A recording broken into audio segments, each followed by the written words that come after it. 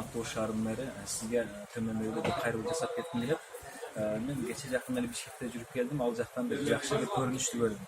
Мисалы Ош шаары менен Бишкек шаарынын ортосунда мисалы парковкалар боюнча бир айырмачылыкты айтadigan болсом, Ош шаарында мен ушунча жашасам, бир да жерде тийиштүү тариздеги бир парковканы белгилөөчү өзүнүн айырмалай турган бир немелерин көрбөдүм, знактарынчы. Бишкекте ошол боюнча так жана өтө туура коюлуптур. Мисалы парковка деп жерлер чийилип, машина коюла турган өлчөмдө болуп.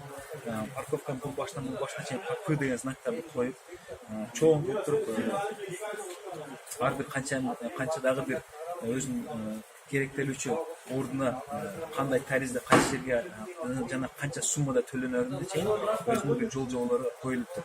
Мен да суранып кетер элем сизден.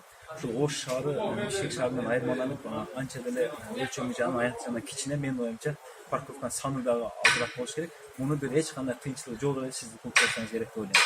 Алдын ала чоң рахмат.